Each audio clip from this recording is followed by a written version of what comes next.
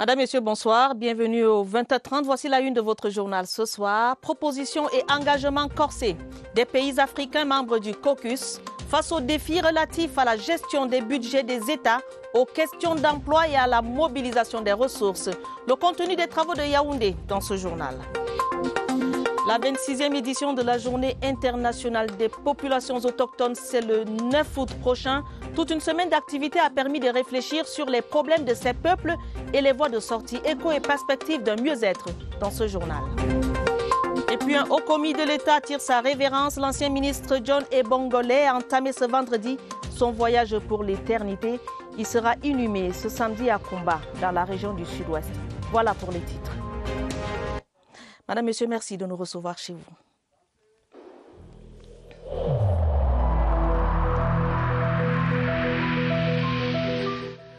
Il est essentiel que les mesures qui ont été indiquées soient absolument respectées par chacun de nous. Lavez-vous régulièrement les mains à l'eau et au savon ou à l'aide d'un gel hydroalcoolique. Restez à au moins 1 mètre de distance des autres personnes, surtout si elles toussent, éternuent ou ont de la fièvre. Si vous avez de la fièvre, de la toux ou des difficultés à respirer, consultez un médecin.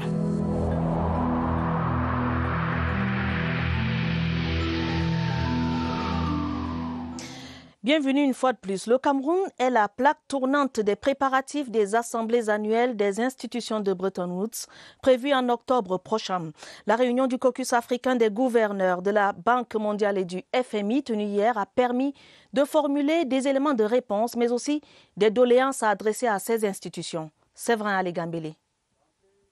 La qualité des délégués à la 57e réunion du caucus africain 2020, la profondeur des sujets traités pendant ces assises en mode virtuel sont le reflet des enjeux du moment.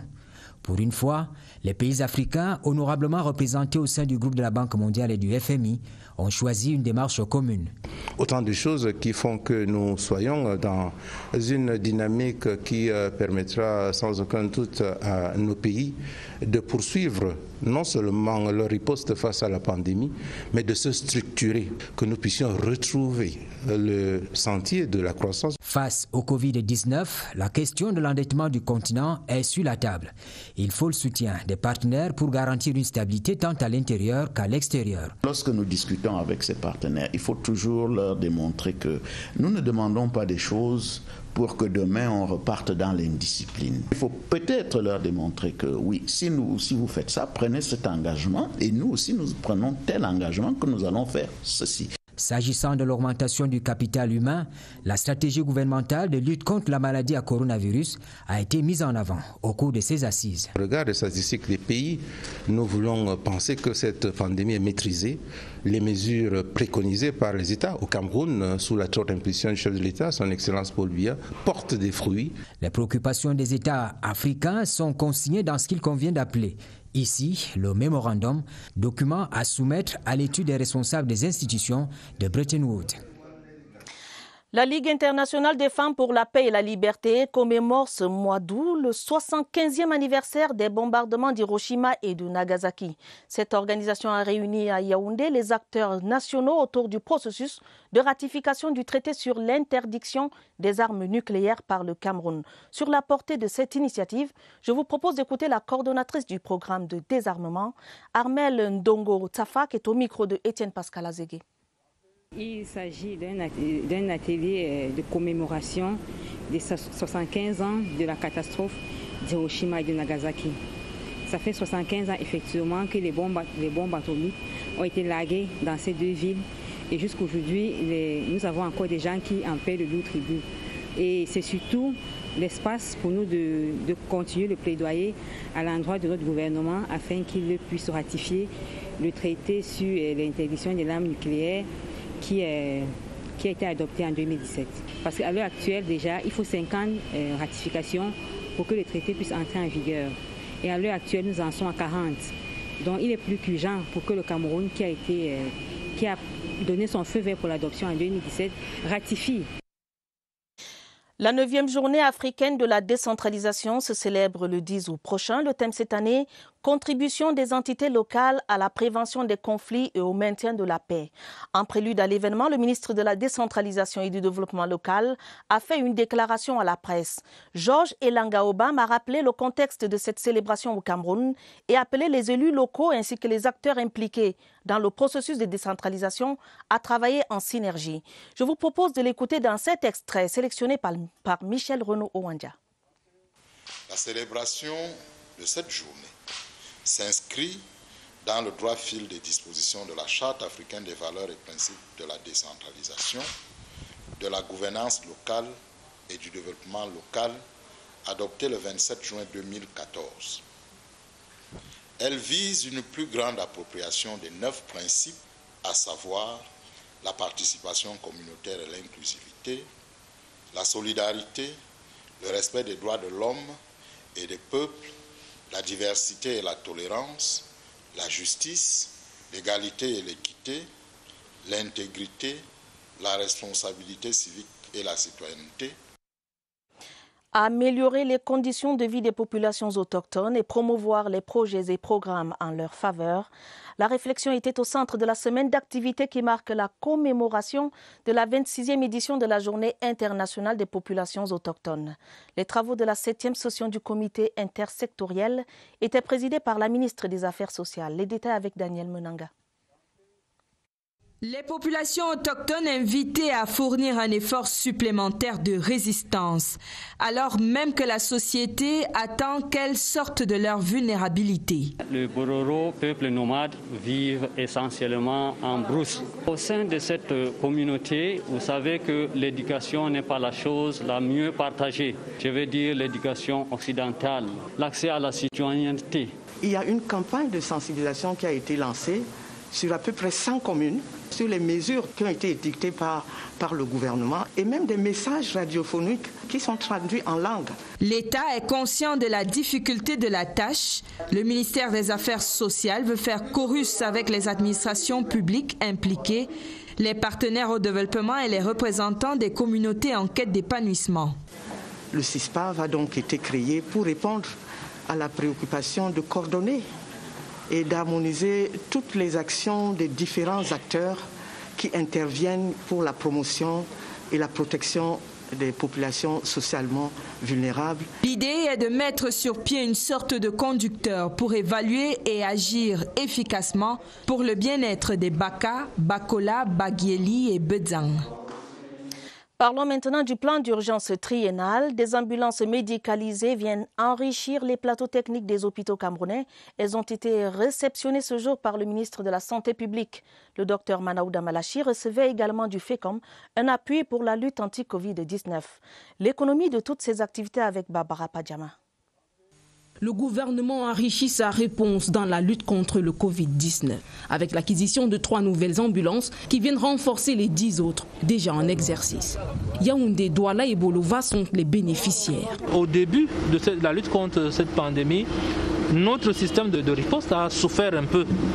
Et aujourd'hui, lorsque nous recevons des ambulances comme cela, c'est dans le sens de la fluidité de l'activité sur le terrain. Des acquisitions endossées par le plan d'urgence triennal. Dans cette dynamique, le FEICOM est venu se présenter pour parler cash dans le fonds de solidarité mis en place par le chef de l'État. Nous voulons témoigner par notre présence ici que nous sommes solidaires de ce que fait le gouvernement. L'autre délégation reçue était celle des parlementaires juniors, disposés à supporter le gouvernement dans la riposte contre le coronavirus. Avec une part belle du ministère de la Santé publique lors de la prochaine session parlementaire le 29 août prochain. Les membres de la Commission nationale d'évaluation des formations dispensées à l'étranger épluchent les demandes d'équivalence. Sur leur table, quelques 1372 dossiers passés au scanner à la faveur des travaux des sessions de la dite commission. Travaux présidés par le professeur Wilfried Gapsa, le secrétaire général du ministère de l'Enseignement supérieur qui représentait le ministre d'État, le professeur Jacques Famundongo. Franck Evina pour les détails. Un triptyque guide la tenue régulière de ces assises. Assurance qualité, professionnalisation des enseignements et employabilité des diplômés du supérieur. Les 1372 demandes d'équivalence soumises à l'appréciation des membres de la Commission nationale d'évaluation des formations dispensées à l'étranger font l'objet d'une étude minutieuse à la lumière des exigences de la nouvelle gouvernance universitaire au Cameroun. Ça nous permet de vérifier si le diplôme que présente le candidat est authentique. Ça nous permet de donner aussi à ces diplômes un niveau par rapport à nos diplômes nationaux. Parmi les innovations de ces 96e et 97e sessions jumelées, l'utilisation d'un nouveau logiciel baptisé GEDEC, plus fiable lors des opérations d'authentification des diplômes. Les usagers doivent savoir quelque part, quel que soit le cas, qu'ils doivent sacrifier éventuellement, si l'autorité de la République le valide, un petit moyen pour la vérification de l'authenticité de leurs dossiers. En 2019, 3200 équivalences avaient été accordées sur les 3600 demandes exprimées. Dans l'actualité courante, le complexe islamique de Tchinga renoue avec les grandes prières du vendredi. Le lieu de culte rouvre ses portes aux fidèles musulmans après 5 mois de fermeture pour cause de Covid-19. La prière de ce vendredi était aussi le lieu de rappel sur l'observance des règles et la discipline. On fait le point avec Sadou Mamoudou. C'est par la sourate 21, les prophètes, en son verset 101. Que le complexe islamique de Tchinga rouvre ses portes en ce vendredi 7 août 2020 à Yaoundé. Un passage coranique qui traduit la miséricorde d'Allah vis-à-vis de ceux dont il aura épargné le châtiment du jugement dernier, une jouissance éternelle sur fond d'un accueil par des anges. Si on a dit il faut venir à la mosquée avec son tapis, je viens avec mon tapis. Si on a dit il faut porter le masque en venant à la mosquée, je porte le masque. Le complexe a pris le temps de s'approprier les gestes barrières et de prendre toutes les dispositions utiles et nécessaires à la préservation de la vie. Le sermon de ce tout premier vendredi s'articule sur le verset 57 de la sourate 10, Yunus. L'imam a tablé aujourd'hui sur la guérison de ces problèmes en s'inspirant du noble Al-Coran et de la tradition prophétique. Aux fidèles à qui Allah le Très-Haut promet guérison en période de troubles et de crise sanitaire, l'observance des mesures édictées par le gouvernement dont le pouvoir vient du tout miséricordieux demeure le salut. Reparlerons de gestes barrières et de lutte anti-Covid-19 avec nos reporters en direct du Centre des opérations d'urgence au cours de ce journal. En attendant, rendons-nous dans l'arrondissement de Bala pour dire qu'au moment où certains examens officiels s'achèvent et que d'autres sont en cours, le lycée de Nkomtou subit les affres d'un incendie. 2 bâtiments, du matériel de sport, des documents pédagogiques et du matériel didactique partis en fumée. Une enquête est instruite pour déterminer les causes du sinistre. François Bakary de CRTV Centre nous en dit plus. Plus grand-chose ne reste des bâtiments du lycée de Nkomtou abritant la surveillance générale et le bureau de sport de l'établissement. Dès 4h30, ce matin très tôt, les flammes, dans leur furie, ont tout détruit. C'est l'intervention des sapeurs-pompiers qui a permis de sauver ce qui pouvait encore l'être. Ont ainsi subi la fougue des flammes, les documents pédagogiques et le matériel didactique. Les dégâts matériels sont importants. 3 salles de classe ont été touchées, dont une entièrement calcinée. Et tout sera mis en œuvre par un effort conjugué de toute la communauté éducative pour qu'à la rentrée, ce qui peut être réparé puisse l'être. Heureusement, les épreuves du probatoire de l'enseignement général qui s'y déroulent n'ont nullement été perturbées. Nous n'avons pas perdu les documents relatifs aux examens de cette année scolaire, lesquels se poursuivent normalement. Une enquête administrative a été ouverte pour déterminer les causes exactes de cet incendie qui intervient en pleine session d'examen. Mais l'hypothèse d'un acte criminel n'est pas à exclure.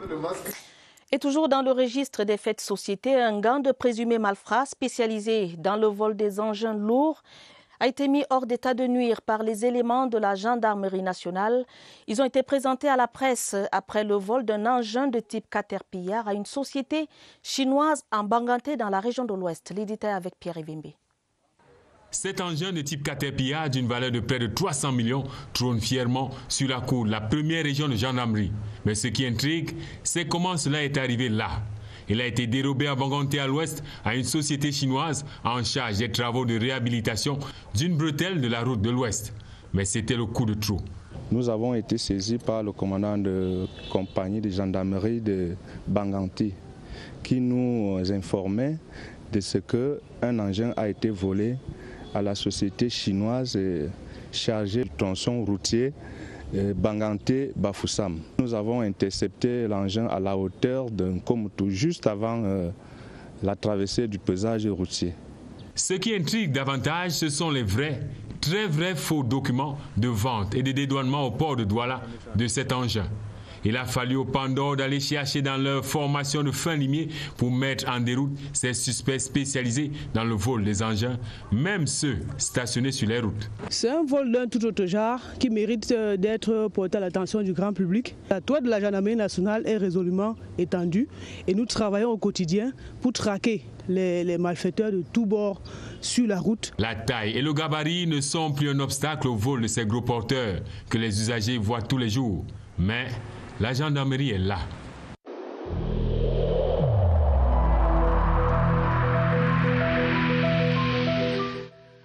Le port du masque dans l'espace public restera obligatoire jusqu'à nouvel ordre.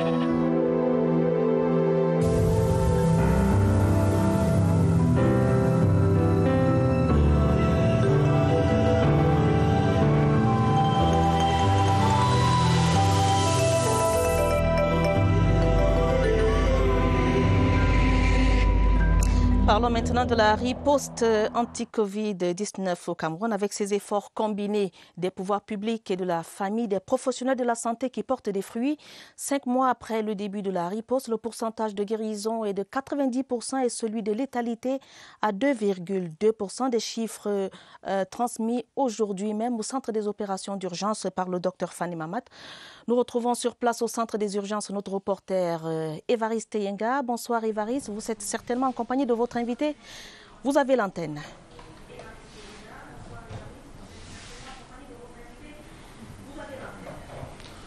Bonsoir à Tabadine Omar. Ces chiffres 90% du taux de guérison et 2,2% le taux de létalité sont en fait le prolongement par analyse du bilan chiffré après 5 mois de riposte au Cameroun. Mais en marge, le point de presse de ce soir donné par le docteur Fanny Mahamat portait sur l'importance de l'allaitement maternel. On y reste pour contextualiser dans cet environnement de crise sanitaire. Dans l'entretien que nous accorde ce soir le docteur Clémence Vogmo. Bonsoir docteur. Bonsoir monsieur Évariste. Vous êtes pédiatre du centre Mère et Enfants de la Fondation Chantal Biya. Merci d'avoir accepté notre invitation. Aujourd'hui est vendredi, le dernier jour de clôture de la semaine mondiale de l'allaitement maternel. Généralement, vous saisissez l'occasion pour promouvoir ce mode de l'allaitement. Mais dans le contexte actuel, dites-nous, est-ce qu'on a déjà pu détecter la présence des virus dans le lait maternel? Alors non, monsieur Évariste, jusqu'à ce jour, le virus de la Covid-19 n'a pas été détecté dans le lait des mères atteintes de la Covid-19 confirmée ou présumée. Si une mère est atteinte du virus de la Covid-19, peut-elle allaiter un enfant? Oui. Une maman atteinte de la Covid-19 confirmée ou présumée doit allaiter son enfant à cause des nombreux avantages de l'allaitement maternel pour cet enfant-là, mais également pour la maman, pour l'environnement et aussi pour la nation entière. Mais pour cette maman, il est extrêmement important qu'elle respecte les mesures barrières, notamment le port du masque facial, le lavage régulier de ses mains à l'eau coulante propre et au savon, le nettoyage des surfaces. Et donc, si elle veut, par exemple, tousser, il ne faut pas qu'elle tousse sur son enfant, elle va tourner la tête pour pouvoir tousser. Mais je voudrais également dire que si la maman atteinte de Covid-19 est très, très malade, l'on va exprimer le lait de cette maman pour donner à son enfant, toujours à cause des nombreux bienfaits de l'allaitement maternel pour la bonne santé de cet enfant, pour sa croissance harmonieuse et son développement optimal. Merci à vous, docteur, d'avoir accepté notre invitation. Je rappelle que vous êtes aussi président d'une association qui promeut l'allaitement maternel. Merci infiniment d'être venu. Cet entretien vient de s'achever à Tabadine Omar. Demain, c'est samedi, nous poursuivrons le tour des régions avec le cap que nous mettrons sur la région du Sud. À vous le plateau. Merci Évariste Yenga. Nous avons bien noté le rendez-vous de demain samedi. Merci également à votre invité pour tous ces conseils. C'était très intéressant. La suite du journal, on ouvre maintenant la page triste avec les obsèques officielles de l'ancien ministre chargé de mission à la présidence de la République. John et Bongolaire, qui ont débuté ce vendredi après la levée de corps à l'hôpital général. S'en est suivi un culte dit en la Presbyterian Church in Cameroun à Bastos par le révérend Emmanuel Massok. Les différents témoignages ont salué la mémoire d'un patriote épris de paix, Augustin Guizana. Des hommages à la dimension d'un homme d'État, John et Bongolaire. Une gerbe de fleurs du couple présidentiel Paul et Chantal Biya est posée. Présence remarquable des autorités de la République et sa famille politique, le RDPC. Le cortège funèbre sera conduit jusqu'à Bastos dans la pure tradition de peuple du Sud-Ouest. C'est l'acte 2 de ce voyage vers l'éternité. Ici, l'âme du disparu sera recommandée au Seigneur. Présent, le Premier ministre chef du gouvernement, Joseph Dione Gouté, le secrétaire général adjoint à la présidence de la République, Paul Elunche, le chancelier des ordres nationaux, Philmon Yang. L'éloge funèbre peut commencer. Né le 11 janvier 1940 à Kumba dans le sud-ouest, John Ebongole a eu un passé glorieux. Il aura gravi tous les échelons de la territoriale. Adjoint préfectoral, préfet et gouverneur dans le nord-ouest et le sud-ouest entre 1961 et 1990. De 1990 à 1997, il est ministre chargé des missions à la présidence de la République. John Ebongole était marié et père de plusieurs enfants. Hommage au patriarche Fotso Victor. 4 mois après son départ pour l'éternité, sa famille et ses proches se souviennent de ce père, ami, époux, parent et citoyen remarquable qu'il aura été tout au long de son passage sur terre.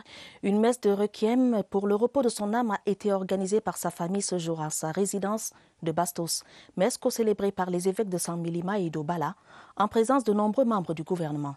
Marlise Denouambargaoum. Le temps qui passe ne sèche pas les larmes des proches de Fotso Victor, décédé il y a 4 mois. Les tranches de vie du patriarche ont été célébrées ce vendredi en sa résidence ici à Bastos à travers une série de témoignages. Pour honorer sa mémoire, ils étaient nombreux, les enfants, petits-enfants, beaux-fils et épouses, pour remercier le ciel de l'avoir connu. À côté de sa famille, de nombreuses personnalités venues elles aussi saluer sa mémoire. Des chants ont été entonnés à la dimension de l'homme. Dans son homélie, Monseigneur Christophe Zoua, évêque de San Milima, reviendra sur les qualités du patriarche, rassembleur pacifique, généreux, des qualités perçues comme un héritage qu'il lègue à sa descendance. Nous, ses enfants, ce que nous gardons de lui, c'est un père très aimant, très attentif, qui se souciait beaucoup de ses enfants, de leur éducation et de leur bien-être. Au cours de cette messe de requiem, l'on a confié l'âme du disparu au Seigneur et élevé une prière pour sa famille, appelée plus que jamais à être soudée pour la gloire du patriarche Fotso Victor. Dans le même registre, Anselme Bogos, machiniste à la CRTV, a entamé cet après-midi son voyage pour l'éternité. La levée de corps de celui qui aura servi la télévision nationale depuis 1986 a réuni famille, collègues, amis et connaissances venus lui rendre un dernier hommage. Le directeur général de la CRTV était représenté par Amadou Baïza, le directeur des technologies et solutions TV. Elvire Ninangalim. La direction des technologies et solutions TV de la CRTV est triste. Ses machines et sa logistique aussi. Anselme Bogos, l'un des hommes qui en prenait si bien soin, les a abandonnés depuis le 8 juillet dernier. À l'entame de son voyage pour l'éternité ce matin, à la morgue du centre hospitalier des urgences de Yaoundé, sa famille professionnelle mesurait mieux le vide qu'il laisse. Quelqu'un qui était très robuste, mais qui était très sensible, tant pour la famille que pour ses collègues. Anselme Bogos s'en est allé après 34 ans de bons et loyaux services et à 3 mois seulement de la retraite. Plus de 3 décennies qui lui ont permis de vivre et de participer à toutes les mutations technologiques de la CRTV, accumulant au passage une dense expérience. Autant de choses qui lui ont valu les hommages du représentant du directeur général de la CRTV, Amadou Baïza, directeur des technologies et solutions TV. Un moment difficile que nous vivons. Bogos fait partie des anciens qui nous ont accueillis. Bogos est un homme qui aimait son travail. Anselme Bogos, digne fils du village Macob, par Pouma dans la région du littoral, va rejoindre la terre de ses ancêtres ce samedi. La page triste qui se poursuit avec cette messe de requiem, dite ce vendredi par l'archevêque métropolitain de Yaoundé pour la mémoire de Joséphine Bilinga, l'épouse de l'ancien ministre de la Santé publique Athanase Etemé Oloa, qui a entamé son dernier voyage. Les détails avec Michel Renaud Ouandja. Joséphine Beliga a passé une partie de sa vie aux côtés de son époux, Athanase Temoloa, ancien ministre de la Santé publique, qui a rejoint l'au-delà en 1985. La messe pontificale de Requiem de cette fervente chrétienne a réuni les membres de sa famille nucléaire ainsi que certains membres du gouvernement, au rang desquels le ministre Henri Yébéaïssi. D'une maman qui veut que ses enfants soient toujours ensemble pour des objectifs familiaux importants. Tirant sa prédication des écrits de Saint Matthieu, Monseigneur Jean Barga, archevêque métropolitain de Yaoundé, a demandé aux fidèles présents de semer davantage la graine de l'amour. L'image d'une femme très aimante et une femme qui pardonnait tout. Joséphine Beliga, épouse et Temoloa, qui laisse plusieurs enfants, sera inhumée ce samedi à Esson par Obala, dans la Léquier.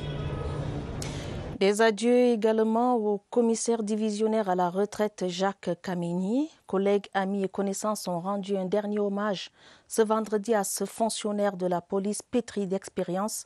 C'était sous la conduite de l'inspecteur général à la Sûreté nationale qui représentait le délégué général à la Sûreté nationale Jean-Marie Mvogo, qui a relevé dans son éloge funèbre que le défunt s'est distingué durant ses 32 ans de service par la rigueur, le dévouement et la discipline. Au-delà des frontières nationales, la Côte d'Ivoire, qui célèbre ce 7 août le 60e anniversaire de son indépendance, l'événement coïncide avec l'annonce par le président Alassane Ouattara de sa candidature au scrutin du 31 octobre prochain. Une candidature qui fait déjà débat au sein de la classe politique ivoirienne. Séverin Alégambélé.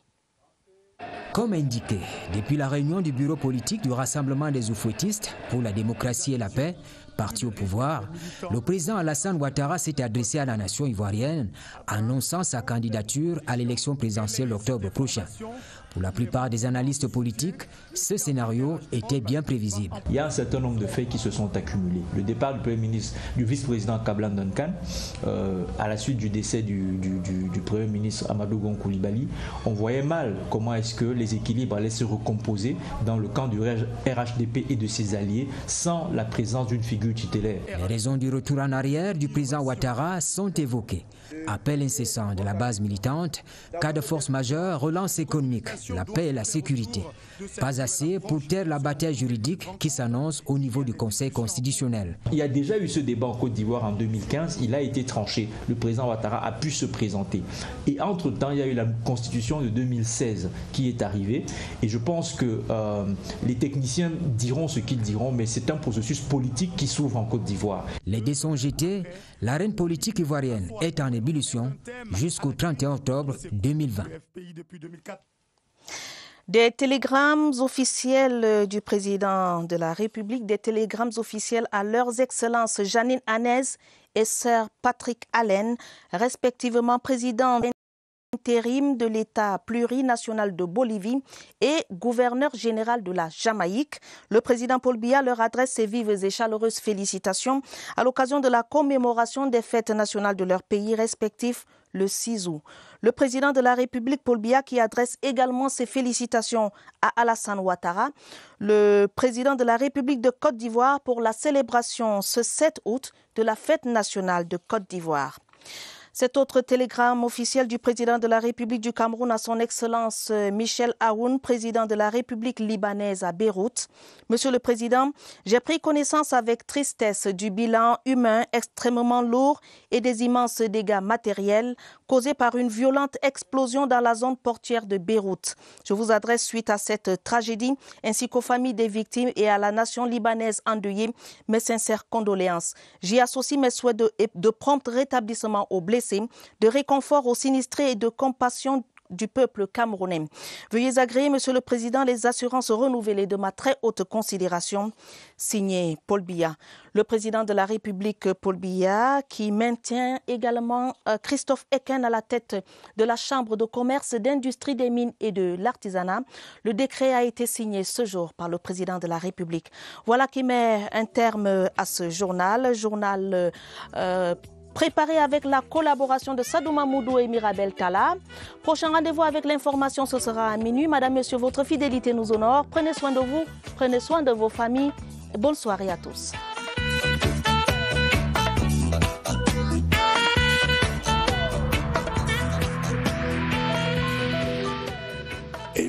de stigmatiser ceux qui sont atteints par la maladie.